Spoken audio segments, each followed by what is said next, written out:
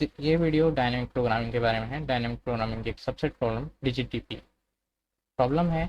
You are given two integers a and b and you have to find sum of all digits of numbers in the range a to b। Example के लिए a की value 8 है, b की value 13 है, तो sum digit 8 plus 9 plus 10 plus 11 plus 12 plus 13, यानी कि 8 की डिजिट्स का सम, 9 की डिजिट्स, 10 के डिजिट्स, 11 की डिजिट्स, 12 और 13 की डिजिट्स, इन सब का सम आता है 27।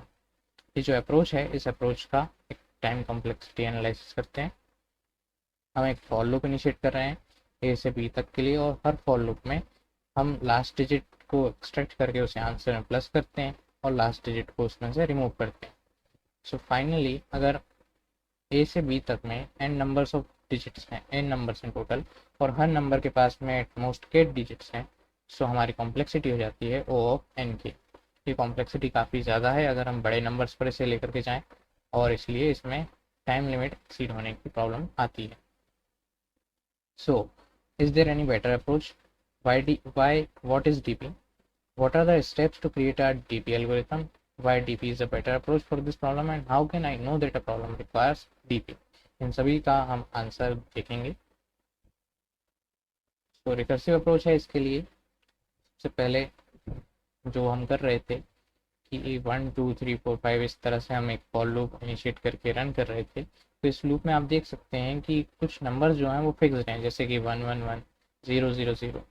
थोड़े टाइम के लिए, थोड़े टाइम के बाद में फिर 0 जो है वो 1 से रिप्लेस हो जाता है, और इसी तरह से नेक्स्ट टाइम पे 1 जो है वो भी एक लंबे टाइम के बाद में 2 पे रिप्लेस हो जाता है। सो ये रिप्लेसमेंट से पहले काफ़ी लंबे टाइम तक के लिए यहाँ पर अवेलेबल होते हैं। हम इसके लिए एक रिकर्सिव सॉल्यूशन क्रिएट कर सकते हैं, जैसे कि यहाँ पे हम हमारे डिजिट में 3 इंडेक्सेस हैं। पहला इंडेक्स पे लिमिट्स हैं 1 से 3 तक, दूसरे इंडेक्स पे लिमिट्स हैं 0 से 9 तक, तीसरे वाले पे लिमिट है 0 से 9 तक। सो हम सबसे पहले एक फॉर लूप इनिशिएट करेंगे 1 से 3 के लिए, 1 को फिक्स करेंगे, उसके बाद में सम को फिर से कॉल करेंगे बाकी के बचे हुए 2 इंडेक्सेस पर। इन 2 इंडेक्सेस पर भी फिर से हम सम को कॉल करते जाएंगे फिक्स करते हुए, और इस तरह से हम फाइनली जब हम लास्ट इंडेक्स पे पहुंचेंगे और उसका कोई नेक्स्ट नहीं अवेलेबल होगा, तो हम उस डिजिट को रिटर्न करवा देंगे। फाइनली जो आंसर होगा वो इन सभी का सम ट्रैवर्स होते हुए ऊपर तक जाएगा और वो हमें मिलेगा। जब हम इसको रन कर रहे होंगे तो फॉर लूप में हमने 1 को फिक्स किया, फिर 2 को फिक्स किया और 3 को फिक्स किया। जब हम 3 को फिक्स करने पे जाएंगे, 3 के बाद में हम 0 से 9 तक नहीं जा सकते, क्योंकि वहाँ पे एक कंस्टेंट हो जाता है कि 3 के बाद में नेक्स्ट डिजिट है 3।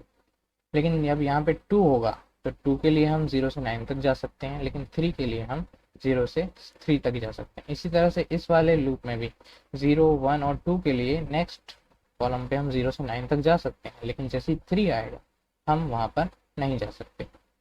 Okay,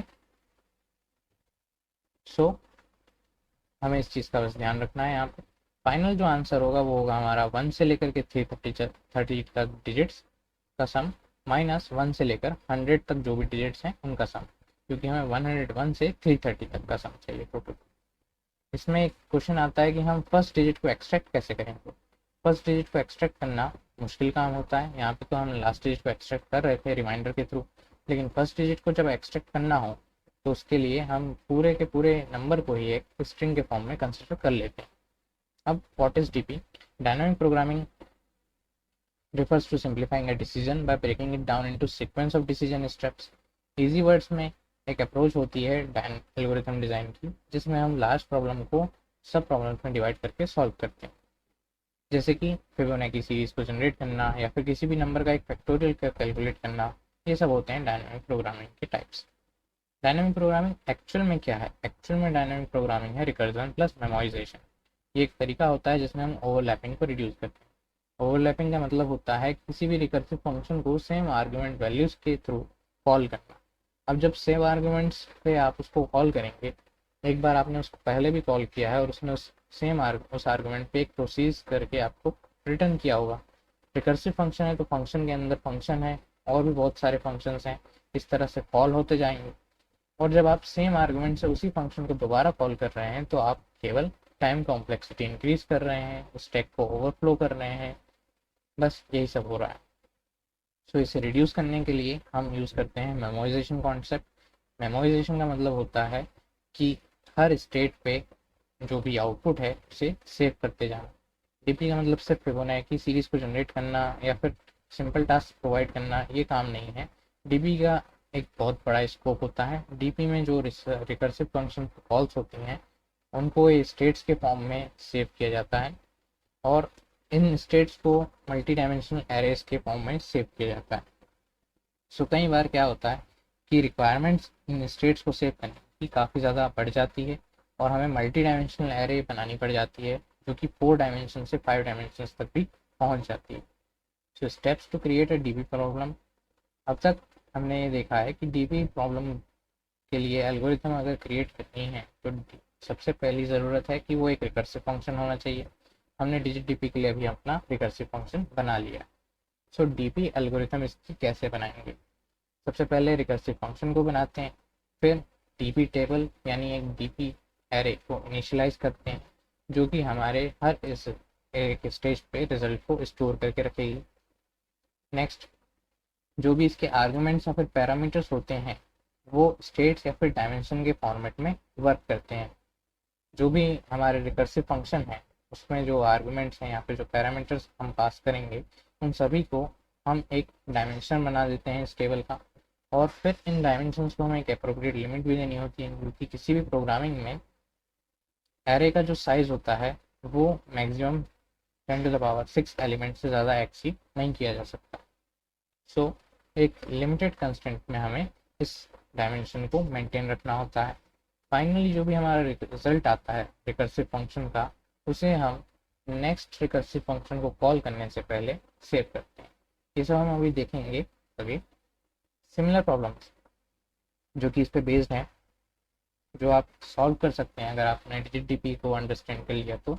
count number of digits in a given range having prime digits at odd position. Count numbers in a given range such that at least one digit has appeared at most n times. Count numbers in a given range such that product of their digit is k. Count number in a given range which are divisible by 3 और 11. ऐसी digit जो कि 3 और 11 से divide हो सकती हैं, ये हम मैथमेटिकली भी कर सकते हैं। Count numbers in a given range whose digit follow the rule a1 or a2 less than equals to a2 or a3 and so on. ये स्ट्रिंग्स पे भी वर्क करता है, इसलिए हम स्ट्रिंग्स से रिलेटेड जो भी प्रॉब्लम है उनको भी हम डिजिट डीपी में कैलकुलेट कर सकते हैं। जैसे कि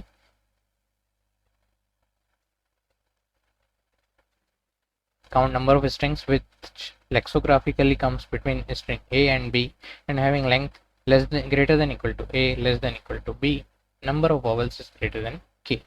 Count number of strings in a range which contain the pattern ABA as a substring. इसे KMP एल्गोरिथम से भी सॉल्व किया जा सकता है और इस टाइप से भी। सो कोडिंग टाइम हम देखते हैं कि सबसे पहले 2 इंटीजर्स लेते हैं 8 और 13। हमें इन दोनों के बीच में जो भी डिजिट्स आती हैं उनका सम कैलकुलेट करना है और हम बनाते हैं इसके लिए सबसे पहले एक रिकर्सिव सॉल्यूशन। सो जो रिकर्सिव सॉल्यूशन हम बनाते हैं इस रिकर्सिव सॉल्यूशन में हमें एक फंक्शन की रिक्वायरमेंट है। इस फंक्शन में पहले यहाँ पे अगर आप देखें तो हमें क्या चाहिए, एक एरे चाहिए। एरे हमें स्ट्रिंग्स के फॉर्म में चाहिए, सो हमें नंबर जो है वो एक स्ट्रिंग के फॉर्मेट में चाहिए। हमने एक स्ट्रिंग नम ले लिया। अब इसमें हर एक पोजीशन पे हमें एक ट्रैक रखना पड़ता है, सो हम पोजीशन भी एक इंटीजर ले लेते हैं। नेक्स्ट, हमें हर पोजीशन पे एक सम चाहिए, सो हम सम को भी ले लेते हैं। फिर हमें ये भी देखना है कि इस पोजीशन पे ये लास्ट लूप था या नहीं, लूप का लास्ट एलिमेंट था या नहीं, ताकि हम इसे लिमिटेड रख सकें। तो ये लिमिटेड है या नहीं ये भी हम चेक कर लेते हैं। और फिर आता है बेस केस। बेस केस है यदि पोजीशन नम डॉट लेंथ है, यानी कि एरे में आगे बढ़ने के लिए अब कुछ बचा नहीं है, तो हम फाइनली जो हमारा सम है उसे हम यहाँ पे रिटर्न करवा देते हैं। फिर हम रिजल्ट को इनिशियलाइज करवा देते हैं। अब लिमिट है लूप की लिमिट, जैसे यहाँ पे 1 से 3 है, ये लूप की लिमिट है। सो लिमिट बेसिकली स्टार्ट में 9 होती है, मैक्सिमम लिमिट 9 हो सकती है। अगर हमारा फंक्शन लिमिटेड है तो हमें यहाँ पे लिमिट को चेक करना है, लिमिट को कंस्टेंट कर देना है। लिमिट हो जाएगी नम ऑफ पोज माइनस 0। इस पोजीशन पे जो भी नम होगा, नंबर में जो भी वैल्यू होगी उसमें से 0 एक कैरेक्टर है उसे माइनस कर देंगे तो हमें इंटीजर फॉर्मेट में वो वैल्यू मिल जाएगी। फिर हम फॉर लूप को स्टार्ट करेंगे। फॉर लूप 0 से less than equal to limits तक रन होगा और हम हर बार फॉर लूप में ये चेक करेंगे कि अगर लिमिट से लेस देन है, यानी लास्ट वाला जो एलिमेंट है, यानी कि 1 से अगर 3 तक हम लूप को रन कर रहे हैं तो 1 और 2 के लिए हम सॉल्व रिजल्ट में प्लस करवाएंगे next iteration of this function, यानी सॉल्व फंक्शन को फिर से कॉल कर देंगे। नम सेम रहेगा, पोजीशन हो जाएगी पोज प्लस 1 यानी नेक्स्ट पोजीशन। सम अपडेट हो जाएगा करंट वैल्यू जो करंट डिजिट है आई उससे, और फॉल्स यानी लिमिटेड, लिमिट अभी नहीं। लिमिट कब होगा? जब हमारा फॉर लूप लास्ट वाले इंडेक्स पर पहुंच जाएगा। तो जब हमारा लूप लास्ट वाले इंडेक्स पर पहुंच जाएगा तो हम लिमिट को यहाँ ट्रू करवा देंगे। फाइनली इस फॉर लूप को एंड हो जाने के बाद में, जैसा कि यहाँ पे ये फिक्स 0 से 9 तक हुआ था, इसके बाद में हम रिटर्न करवा देते हैं सम को, तो कंट्रोल यहाँ पे पहुंच जाता है। सो हम यहाँ पे भी रिटर्न करवा देंगे हमारा फाइनल रिजल्ट जो कुछ भी आया है। अब इसमें हमें डीपी की ज़रूरत क्यों पड़ी? यहाँ पे क्या ओवरलैपिंग हो रही थी? तो देखते हैं कि जब हमने यहाँ पे सॉल्व फंक्शन को कॉल किया तो सॉल्व फंक्शन में हमने a-1 कॉल किया, यानी कि 1 से लेकर के 7 तक के लिए ये हमारा सॉल्व ए काम कर रहा था। फिर उसके बाद में बी के लिए भी हमने सॉल्व फंक्शन को कॉल किया। तो ये जो कॉल है ये 1 से 7 तक पहले तो सबके लिए चलेगा, फिर उसके बाद में 8, 9, 10, 11, 12, 13 ऐसे करते हुए आगे बढ़ेगा। सो कहीं ना कहीं इसमें रिकर्सिव कॉल्स हो रहे हैं सेम स्टेट पर, तो हम इस रिकर्सिव कॉल को रोक सकते हैं। इसे रोकने के लिए हम इसलिए क्रिएट करते हैं हमारी डीपी। और रिकर्सिव कॉल्स को अगर हमें रोकना है तो सबसे अच्छा तरीका ये है कि हम बी को पहले कॉल करें क्योंकि बी बड़ा है। ओके, तो हमने जब बी को कॉल करेंगे तो 13 तक के एलिमेंट्स का जो भी सम है वो पूरी तरह से कैलकुलेट हो चुका होगा। जब हम 8 का सम कैलकुलेट करने जाएंगे तो हमें क्या मिलेगा? सिर्फ इतनी वैल्यूज हमें मिल जाएंगी। ओके, सो अब देखते हैं कि डीपी कैसे यहाँ पे कैलकुलेट बनाएंगे। डीपी बनाने के लिए हमें यहाँ पे पहले मल्टी डायमेंशनल एरे लेनी होगी। मल्टी डायमेंशनल एरे में हम ये स्टेट्स हैं हमारे फंक्शन की, और इन स्टेट्स को हमें सेव करना है। तो स्टेट में सबसे पहले आती है पोजीशन, सम और फिर लिमिटेड। पोजीशन, अब लिमिट की बात करते हैं, जो कि हमने बताया था कि डीपी एरे में नंबर ऑफ एलिमेंट्स एक्सीड नहीं होने चाहिए। तो पोजीशन कितनी हो सकती है? एटमोस्ट, अगर हम 4 डिजिट्स के नंबर्स पे इनपुट ले रहे हैं तो एटमोस्ट पोजीशंस हो सकती हैं 4। और सम, तो कोई भी एक पोजीशन पे टोटल सम हमें मिल सकता है मैक्सिमम, वो है 9। सो 9 4 36, टोटल 4 पोजीशंस पे सम जो मिलेगा वो 36 है। इससे ज़्यादा कभी भी एक्सीड नहीं हो सकता, फिर भी हम 40 ले लेते हैं। फाइनली एक बूलियन लिमिटेड, इसकी वैल्यू 2। अब हमें करना क्या है कि जैसे ही हम नेक्स्ट फंक्शन को कॉल कर रहे हैं या फिर जो भी रिजल्ट आ रहा है उसे जब हम रिटर्न कर रहे हैं, उस रिटर्न करने से पहले हम अपने डीपी में इसको रिजल्ट को स्टोर करवा लेते हैं। करंट पोजीशन पे, करंट सम पे और करंट लिमिटेड पे जो भी हमारा रिजल्ट है वो हमारा सेव हो जाता है।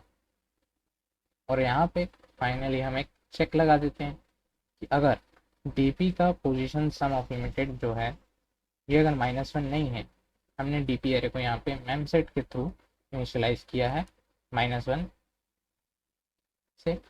सो जैसे ही हम देखेंगे कि ये -1 नहीं है, यानी कि यहाँ पे कुछ फेल्ड हुआ है, तो हम इसे रिटर्न करवा देंगे। तो इस तरह से हम ओवरलैपिंग को यहाँ पे रोक सकते हैं। इसे जब हम एग्जीक्यूट करेंगे फाइनली आंसर 27